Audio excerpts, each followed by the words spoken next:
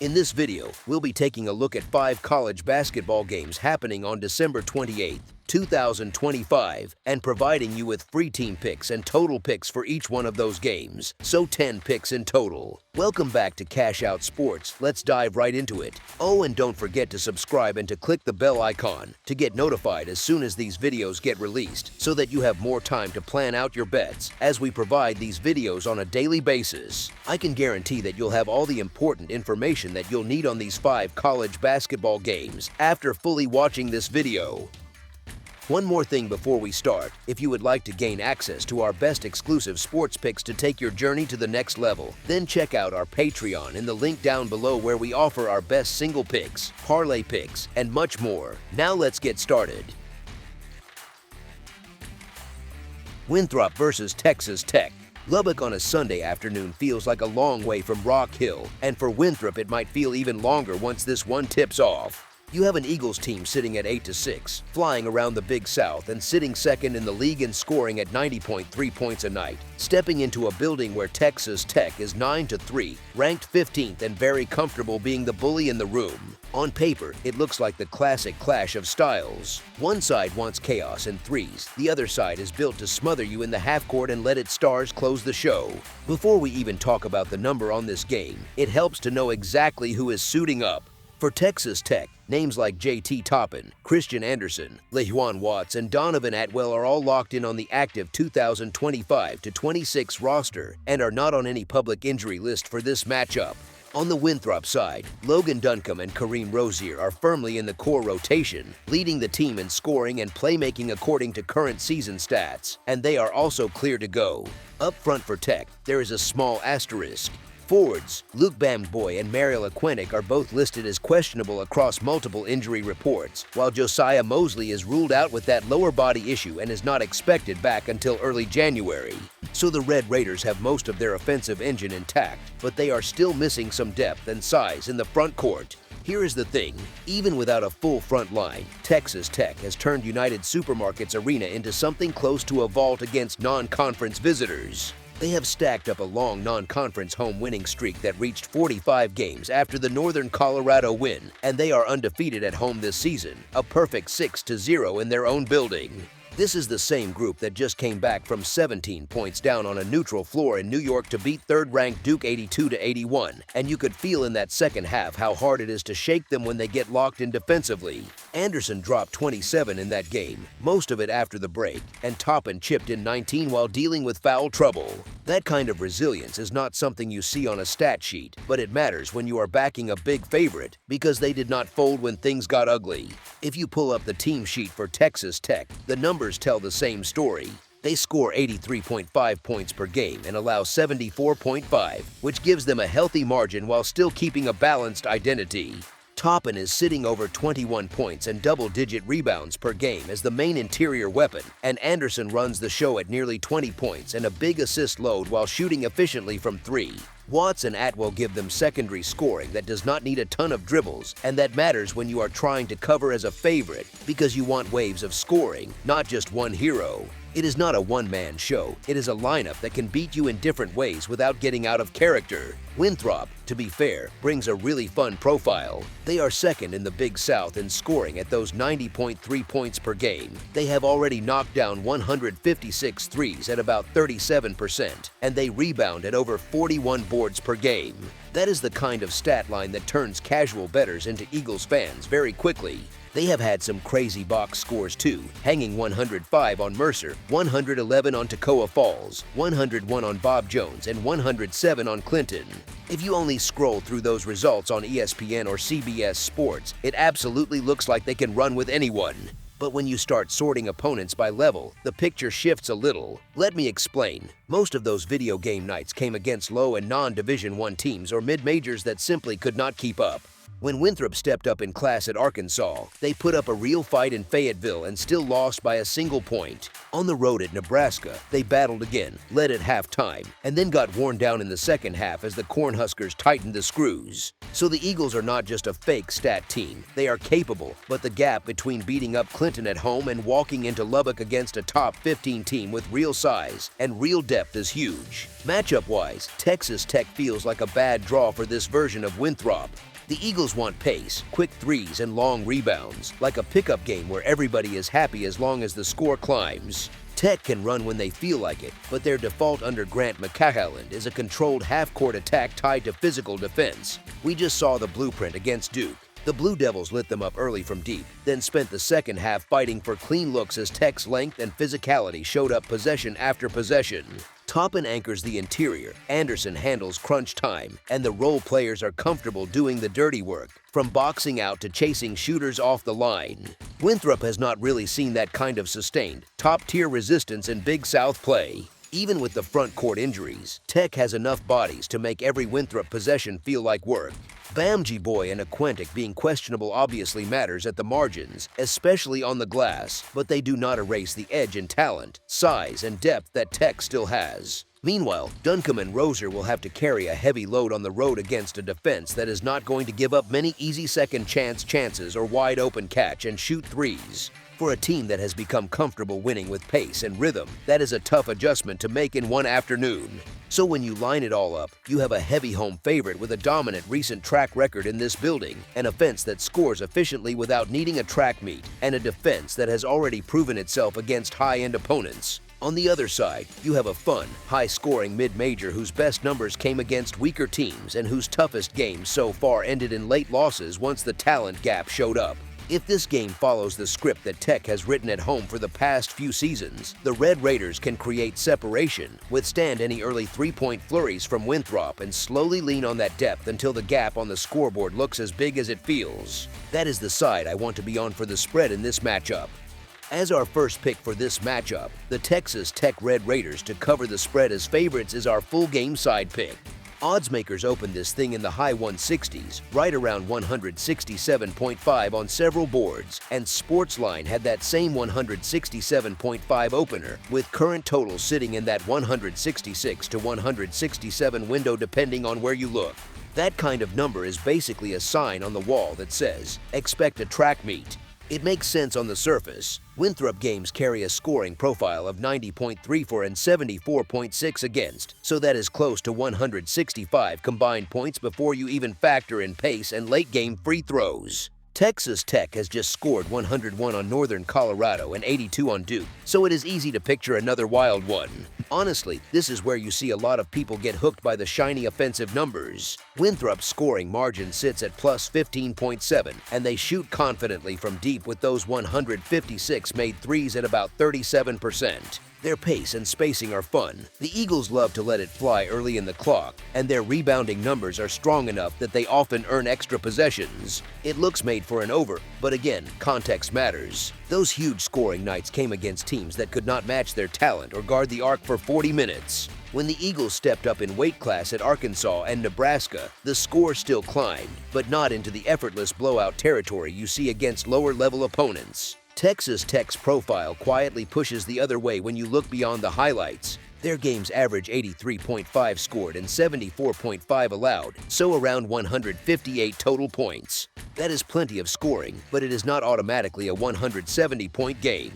The public memory is filled with specific fireworks, like the 98-60 win over Lindenwood when they set a school record with 17 made threes, the 101-90 shootout against Northern Colorado, and the 82-81 thriller against Duke. Each of those had unusual ingredients. Against Lindenwood, they went ultra-hot from deep and smacked an overmatched team.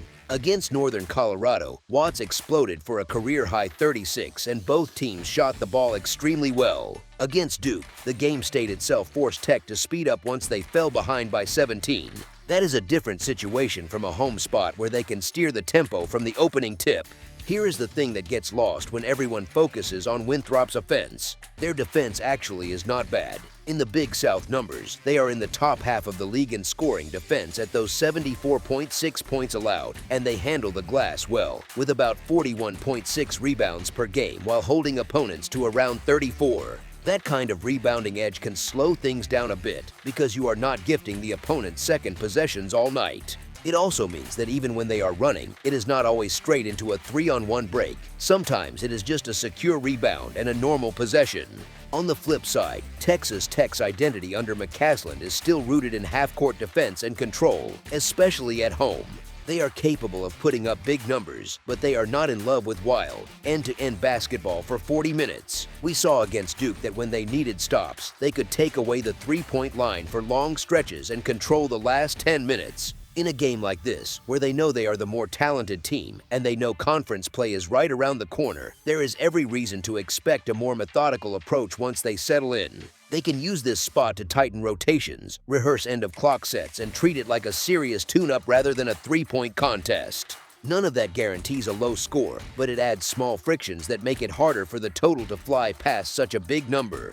There is also the little quirk that a lot of people forget. A blowout often helps an under, not an over. If the game tilts heavily in one direction in the second half, coaches start thinking about minutes, legs, and the schedule that comes next. Possessions get longer, bench players come in, and nobody wants to pick up a silly injury chasing a few extra points. That logic absolutely applies here. If the game stretches away in the final 10 minutes, you can easily get several slow, empty trips from both sides as the clock becomes the real opponent. You may still see a comfortable margin on the scoreboard, and yet the final total quietly lands in the low 100s and 60s or even high 100s and 50s instead of flirting with 100s and 70s. So when you step back from the raw scoring averages and look at how these two actually play, you get a slightly different picture. Yes, there are explosive shooters on both sides, and yes, we have recent memories of big offensive nights. But the number on this game is already inflated to reflect that, and the underlying structure, from Tech's half-court habits to Winthrop's surprisingly solid rebounding and defensive profile, suggests a real ceiling on how wild this gets. There are simply more realistic paths to a high-scoring, but not outrageous, game than there are to another true shootout that clears a number in the high 160s. For me, that tilts the value toward expecting fewer points than that lofty total suggests. As our second pick for this matchup, under the projected total is our full game total pick. Santa Clara versus Oregon State. This matchup feels like two completely different basketball moods crashing into each other. Santa Clara wants tempo, flow, and rhythm, almost like a pickup game where everyone touches the ball and it never really feels stuck. Oregon State wants you to feel every possession, like a long appointment in a cramped half-court set, where the clock seems louder than the crowd. The market has already shown its hand, hanging Santa Clara as roughly a 6.5-point road favorite at Gill Coliseum, which quietly bakes in a win probability north of 70% for the Broncos. That kind of number on the road usually tells you books respect the favorite's profile more than the home court noise, and that matters in late December when students are gone and the gym energy can be a little unpredictable. Santa Clara walks in at 9-4 with a top 80 efficiency profile, a top 75 offense, and a scoring margin close to +9, built off roughly 79 points scored and about 70 allowed. That is not smoke and mirrors. It is a team that scores, defends well enough, and wins by multiple possessions on average. On top of that, their resume includes that neutral floor win over Purdue at the Acrisure Invitational and a string of games where they handled high major physicality without shrinking. Those are the kind of reps that teach a group its style can travel, even when the rims feel different and the walk from locker room to court feels longer than usual. Oregon State, sitting around 7-6, has been living much closer to the coin flip life. Their scoring margin is barely positive, their overall efficiency differential dips into the negative, and a lot of their nights come down to the last 3 or 4 trips. You know that feeling when you watch a team and think they are always one weird whistle away from overtime or heartbreak? That is pretty much the Beavers right now. Their most recent example fits that script perfectly. They had to pour out a ton of emotional energy to rally past Arizona State 78-75, leaning on a huge showing from Josiah Lake II, who went for 23 and did not miss from the free throw line, 12 for 12. That kind of comeback is uplifting, sure, but it does not automatically translate into stable performance 2 or 3 games later. Sometimes it just means the emotional tank gets a little lighter. Now stack that up against what Santa Clara wants to do. The Broncos play faster, hovering around 70 possessions a night compared with Oregon State's grindier 66. They crash the offensive glass at a top 10 national rate, which is really just a fancy way of saying missed shots do not always end the possession. They send multiple ball handlers at you, guys who can start the action and finish it, instead of waiting around for one late clock bailout. That changes how a defense has to breathe for 40 minutes. Here is the thing, when the favorite's strengths fit neatly into the underdog's weak spots, tempo, depth of creators, second chance scoring, and that favorite has already shown it can handle both hostile gyms and high major front lines, the matchup leans toward the team that keeps pushing all game rather than the team that keeps trying to escape late at the stripe. Home court will help Oregon State. It usually does, but over the full 40 this sets up more like an uphill walk than a flat path for the Beavers. As our first pick for this matchup, the Santa Clara Broncos to cover the spread as favorites is our full game side pick. The number sitting at 154.5 looks a little rich at first glance. It is a few points above what you would get if you simply mashed their scoring averages together, around 79.1 for Santa Clara and about 73 for Oregon State, and both defenses live in that middle ground where they are neither a brick wall nor a turnstile. So on paper, you might raise an eyebrow, but the way these two teams actually arrive at those numbers is what makes things interesting. Santa Clara's offense runs on pace in the low 70s, quick decisions, and an almost stubborn commitment to hitting the offensive glass. They do not treat a missed shot as the end of the story. They send bodies, they chase long rebounds from all those threes they are happy to launch, and they create messy scramble situations where somebody is suddenly open at the rim or beyond the arc. Those scrambles are loud, chaotic, and very friendly to overs. On the other side, Oregon State plays slower, but they squeeze a lot out of each trip. Their offense grades out around 108.5 points per 100 possessions, which is quietly solid. They lean on guards who live at the free throw line and a front court that can punish switches just enough to force defenses into late help. It is not a fireworks show, but it is efficient and annoying to guard.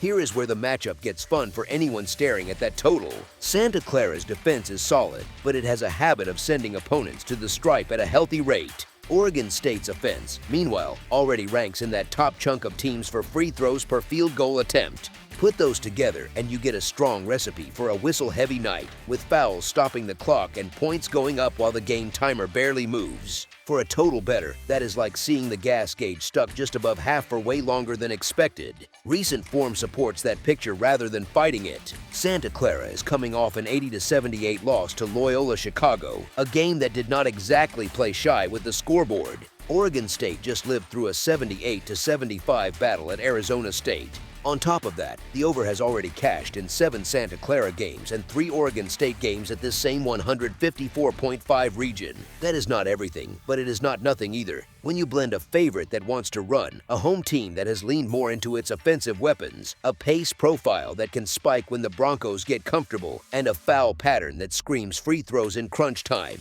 you get a matchup that feels more like both teams nudging toward the 80s than settling quietly in the 60s. It might not be a pure track meet from the tip, but the ingredients for a higher scoring game are all sitting on the table. As our second pick for this matchup, over the projected total is our full game total pick. St. Mary's versus Loyola Marymount. This matchup in Los Angeles has that classic clash of personalities feel to it. On one side, you have St. Mary's, walking into conference play at 11-2 with the quiet confidence of a group that knows exactly who it is. They are built on patience, on body blows, on possessions that feel like you are stuck in traffic behind the same car for 30 minutes. They grind you through the half court, they contest everything, and by the second media timeout you can almost see opponents looking at the shot clock like it is shrinking faster than it should. What really tilts things in their favor is how stable their identity is from year to year. Once again this season, they own the best scoring defense in the West Coast Conference, holding teams to the low 60s on average, and they do it without gambling or chasing highlights. They box out, they track cutters, they bump drivers off their line, and then they punish you at the stripe. Their free throw shooting is not just good, it is nationally elite, which is a big deal when you are already winning the physical battle and living in the bonus. Every trip where they chew up 25 seconds, pound the ball inside, draw a whistle, then calmly cash in 2 at the line is another little weight hung around the opponent's neck. Honestly, that is the part that wears on teams like Loyola Marymount over 40 minutes. The Lions have had a strong start at 9-4, and they have turned Gersten Pavilion into a genuinely tricky place to play again, with energy in the building and a fan base that can sense progress. Offensively, this group can really shoot, especially from deep, and when those threes are falling, it looks beautiful. They can stretch you out, run you through multiple actions, and suddenly the scoreboard jumps in a hurry. The flip side is that a lot of that offense still leans on jumpers, on rhythm, on feel, and that is exactly the sort of thing a connected St. Mary's defense is built to smother. Here is the thing, Loyola Marymount's defense has been one of the pleasant surprises in the league, with scoring numbers that look far better than in previous seasons, but a lot of that has come in matchups where they were physically superior and able to cruise at home. St. Mary's presents a different type of exam. The Gales own one of the best defensive rebounding profiles in the country. They almost never give up second chances, and they are perfectly happy to turn this into a game of you get one look, then we walk it up and play our song again. That script, repeated possession after possession, tends to pull games towards St. Mary's preferred tempo and, over time, towards their preferred margin. Even with St. Mary's missing an important rotation forward like Kevin Gadd, who has been sidelined by a right shoulder injury and is expected to remain out, their structure has held up. They have already had to live without him for a stretch, reshuffling minutes on the wing and leaning a little more on other bodies, and the underlying machine still looks the same. They still defend, they still rebound, they still close games at the line. So when you think about this spread living in that mid to upper single-digit range, you are really asking whether Loyola Marymount can keep their offensive rhythm against a defense that wants to drag them into late clock situations all night long. Given the matchup of styles, the way St. Mary's controls the glass, and how ruthlessly they convert physicality into free points, the numbers and the film both lean toward one side, ultimately stretching this beyond a 1 or 2 possession game. As our first pick for this matchup, the St. Mary's Gales to cover the spread as favorites is our full game side pick. On paper, you might look at both offenses and think, hey, these teams can score, this could get loose, and to a small extent that is true. Both sit in that healthy scoring range where 70s are on the table most nights, and Loyola Marymount especially can get hot in their own gym. But totals are less about pure firepower and more about the way the game is played, the rhythm of it, and St. Mary's has a habit of making even good scoring teams feel like they are playing basketball inside a phone booth. If you scroll back to what happened the last time these programs got together, you see something important. Recent meetings have produced final scores in the 50s and low 80s combined, even when St. Mary's has found its own offensive groove. That is not an accident. Their defensive structure tends to cap possessions, and their deliberate offense eats time even on successful trips. You end up with games that feel tense and competitive, but when you check the box score later, the total is 10 points lower than you would have guessed. Let me explain why that matters when you see a number hanging in the upper 130s or low 140s. St. Mary's is fine living with contested jumpers from Loyola Marymount as long as they keep them off the offensive glass and off the free throw line. The Lions, for their part, now defend at a level where they are not going to simply give up layup lines in transition, and they are good enough on the perimeter to make St. Mary's grind through full possessions as well. Both teams defend the three-point line very well, so plenty of trips will end with a tough shot and a long rebound, not a quick strike shootout. The quieter thing hiding underneath is that both teams also protect the paint well enough that easy early clock finishes are rare, which again pushes everything back into half-court execution. That combination, two capable defenses that are comfortable making you run offense for 20-plus seconds and limiting easy putbacks, usually squeezes a few extra points out of a total. Even if the game feels like it has some mini runs, the math of the pace and the shot profile still leans towards something more methodical than frantic. Free throws will show up, especially for St. Mary's, but they will come after long, physical possessions, not in the context of a full-court track meet. When you picture the scoreboard in the final minute, it is far easier to imagine a game that settles somewhere in that low to mid-130s window than one that clears a high number comfortably. As our second pick for this matchup, under the projected total is our full game total pick. Gonzaga versus Pepperdine. Gonzaga walks into Malibu looking every bit like a national contender, sitting at 12-1 with a top 10 ranking and a sparkling analytics profile that has them near the top of almost every efficiency chart. Pepperdine, at 5-8, is coming off that feel-good home win over Rice, but zoom out and the season picture is still a grind, with a tiny scoring margin that suggests a team living on the edge most nights. You also have the emotional layer of Gonzaga beginning its final tour through the West Coast Conference before its move to the Pac-12, and this trip to a small, loud gym in Malibu becomes a little statement game rather than just another sleepy conference opener. When you look at the gap between these teams, it is not just about reputation or brand name, it is the way Gonzaga's numbers scream big margin in a setting like this. They are scoring 92.3 points per night and winning by almost 25 points on average, while Pepperdine scores 74.5 and allows 73.8, which is basically playing even ball over 13 games. Field goal percentage tells a similar story, with Gonzaga hitting over 52% of its shots and nearly 37% from deep, compared to Pepperdine's mid-40s from the field and roughly 32% from three. So even without naming a single player, the pattern is clear. One side plays like a machine, the other is trying to hang around. Devo. Style-wise, Gonzaga wants this in the low to mid-70s in possessions, which is fast enough for them to leverage depth and talent, but controlled enough that they can keep their defensive shell intact and squeeze opponents over time. Pepperdine is fine running too, but their ball security has been shaky, and their three-point defense gives up clean looks, and those two weaknesses are exactly what you do not want when the better team is elite in transition and comfortable firing from the perimeter. Gonzaga has also already shown a taste for blowouts, with 7 wins by more than 25 points, including that 72-point demolition of Southern Utah and big finishes against programs like Kentucky, Campbell, and North Florida, so they are not shy about stretching the margin when they get rolling. Now layer the market piece on top. Books are hanging a spread in the high 20s for this matchup, a number that normally scares people away. Yet Gonzaga has been kind to spread bettors at 8 to 4 to 1 against the number, while Pepperdine sits at 5 to 6 against the spread and has struggled when stepping up in class. The history between these two does not exactly scream live underdog either. Gonzaga has won 49 straight in the series and has not lost to Pepperdine since 2002, which quietly reinforces the idea that when the Zags see this jersey, they usually impose their will for the full 40 minutes rather than easing off early. There are no current injuries listed for either team on the major public reports for this specific game, so you do not even have the maybe the favorite is banged up escape hatch to lean on.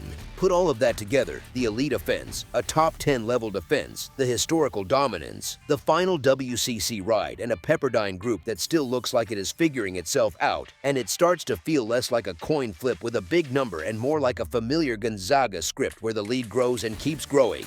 As our first pick for this matchup, the Gonzaga Bulldogs to cover the spread as favorites is our full game side pick. The total has been set in the low 150s, which is a pretty aggressive number for a game where one side is clearly superior and perfectly happy to squeeze the life out of an opponent once the result is basically decided. To clear a number in that range, you usually need either a full four-quarter style track meet with both teams trading punches, or you need the underdog to punch well above its usual offensive weight, and Pepperdine's season to date suggests that might be asking a lot. Gonzaga's defense has quietly been every bit as important as its offense, holding teams to 67.5 points per game on about 39% shooting from the field and right around 30% from three. That profile is not what you want to see if you are hoping for a shootout, especially when the underdog already struggles with turnovers and does not live at the rim against bigger, more physical fronts. Pepperdine's own numbers tell you they play plenty of mid-range basketball, score in the mid-70s on average, and allow roughly the same, which is more solid college game than wild fireworks. Recent form backs that up. Pepperdine just put up 84 on Rice at home, but that still produced a combined total in the mid-40s, safely under this current number, and that came in a game where the Waves basically controlled things for long stretches. Across the season, they have only seen 4 overs in 11 line contests, so their profile leans slightly toward games coming in a bit under what the odds makers post, especially when their opponent has the length and discipline to bother their shooters and keep them off the free throw line. Gonzaga, on the other hand, has gone over in 7 of 13 line games, but context matters. Many of those higher scoring outings came against stronger opponents or in neutral court showcases where both teams were throwing haymakers. Conference openers, especially on the road in a smaller gym after the holidays, tend to tilt towards slightly sloppier starts, tighter rotations on defense, and coaches who are more focused on getting stops than putting on a scoring exhibition. And in a likely blowout, there is always that familiar pattern where the favorite eases its foot off the gas late, empties the bench, and turns the last few minutes into a clock-draining exercise rather than a race to 160. So when you blend Gonzaga's defensive efficiency, Pepperdine's just okay offense, the tempo numbers that sit in the low 70s for both teams, and a game script that reasonably includes a long stretch of let the clock run time, it is easy to picture a final score that looks more like 92-60 or 88-64 than some wild 160-plus shootout. As our second pick for this matchup, under the projected total is our full game total pick. Nebraska Omaha versus Oregon. Picture this matchup as a late December reset button for both teams, not just another bye game that fades into the schedule. You have Oregon sitting at 6-6 overall, strong at home, and trying to send a message before league play really ramps up. And you have Omaha at 7-7, already battle-tested from a road schedule that reads like a stress test more than a warm-up. It is the classic scene, big brand home gym buzzing, smaller program walking into the bright lights knowing they are getting a life experience, and probably a headache, all at once. Let me explain why that context matters for the spread. Omaha has already taken their shot at some real programs, and the pattern is loud even if you ignore the box score details. Trips to Colorado State, LSU, James Madison, and FIU all turned into we hung for a bit, then the damn broke type games, with margins stretching into the double digits once the athletic gap and the depth showed up possession after possession. They can absolutely hoop, they move the ball, they spread you out, they shoot it with real confidence. But when the opponent has more size at every spot, the punishing stuff shows up. Long closeouts, second chance rebounds, and those quiet 4-point swings where you blink and the underdog is suddenly down 15. Now drop that same Omaha group into Matthew Knight Arena. Oregon has that long, rangy lineup that looks even bigger in person than it does on a roster page. And when you stack that against a Summit team that has already shown some wobble on the glass and with the ball, you do not need a spreadsheet to see trouble. It is not just about shot making here, it is about who controls how physical this game feels in the last 10 minutes, and everything about Oregon's front line and wing screams we get to decide how this ends. Oregon's own story this season feeds the angle too. A 6-6 record for a roster with this much talent has a little embarrassment baked into it, and spots like this become get right with style points rather than just escape with a win. Look at their home profile against lower and mid-level opponents. The script has been pretty consistent, a little feeling out early, then a surge built on defense, rim pressure and transition, and suddenly the margin looks way bigger than the first 5 minutes suggested.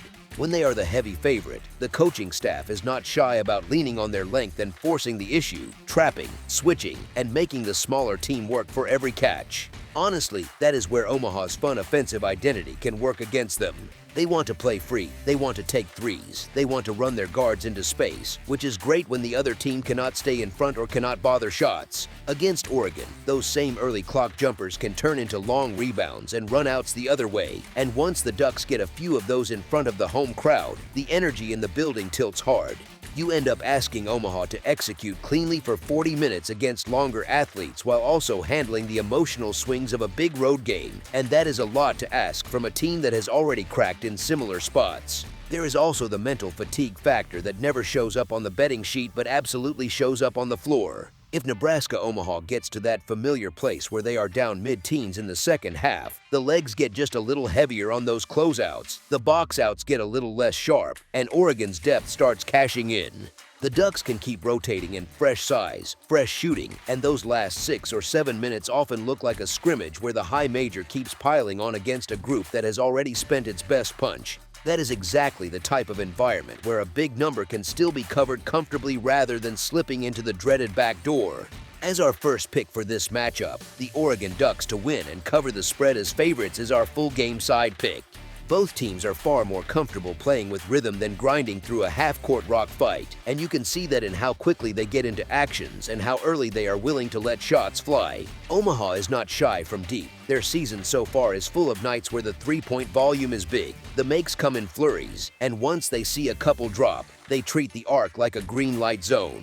Oregon, on the other side, has the tools to play faster than their raw record suggests, with guards who can push and bigs who can run. And when they smell an opponent that struggles to string stops together, they usually lean into that tempo. Here is the thing, most people see a 20-plus point spread and get nervous about an over because they imagine the favorite cruising and the game dying a slow death. But if you look at how Omaha's higher-profile games have actually played out, those contests against names like Colorado State, LSU, and James Madison did not end quietly. Those scores climbed into the kind of ranges where both teams were living in the 80s and 70s because Omaha can score enough to keep the pace honest, and their defense gives plenty back on the other end. That mix, functional shooting on offense and leaky resistance on defense, is basically gasoline for totals. Oregon's offense fits neatly into that picture. They do not need to be an offensive juggernaut on paper to create a big number in a spot like this. They just need to be themselves against a defense that has already shown it can get stretched out, back cut, and bullied on second chance points. The Ducks have shooters who will enjoy the clean looks that come when the ball is inside first, then kicked out against a scrambling back line, and they have enough creators to turn live ball turnovers into easy transition points. Once you add in the free throws that typically pile up when the more physical team lives in the paint, the math on possessions and scoring opportunities starts to tilt toward a pretty busy scoreboard. You also have the blowout script that, weirdly, can be friendly to an over in college hoops. If Oregon builds the kind of lead we talked about earlier, the last stretch often turns into an open gym feel, with reserves hunting shots. Omaha still playing quick because that is simply their identity, and defensive intensity dialed down just a notch. Those final 4 or 5 minutes can easily produce 10 to 15 points by themselves, especially with bench guys trying to earn future minutes and walk-ons hoping for their moment in the box score. In a matchup where both squads are comfortable shooting threes and neither profile screams elite half-court stopper, that late-game looseness is a real factor. On top of that, Omaha's own offensive confidence means they are unlikely to just shut it down and dribble the clock out if they fall behind. They have already shown they are willing to keep firing from deep against bigger programs, and that kind of stubbornness is exactly what helps a total stay alive even when the outcome is basically decided. Misses might fuel Oregon's run game, makes keep the pace and scoreboard pressure up, and either way, possessions keep stacking rather than draining out slowly. For a viewer and for anyone invested in the total, that is exactly the style you want. A game that breathes, runs, and keeps offering chances for points rather than choking them off with long, empty trips. Put all of that together and you are talking about a matchup where tempo, shot profile, and defensive vulnerability all point toward a pretty lively scoreline from tip to buzzer. Not every possession will be pretty, and there might even be a cold stretch or two, but the overall flow strongly suggests more scoring swings, more threes launched, and enough possessions to push this into a higher number rather than a sleepy grind. As our second pick for this matchup, over the projected total is our full game total pick. That's all for now, so if you have any other games you would like reviewed, then leave a comment down below with the game you would like analyzed, subscribe to our channel, leave a like on this video, and we'll get to it as soon as we possibly can. We would also love to hear your opinion on the picks presented to you in this video, whether you agree or disagree with them, so leave a comment down below and do let us know.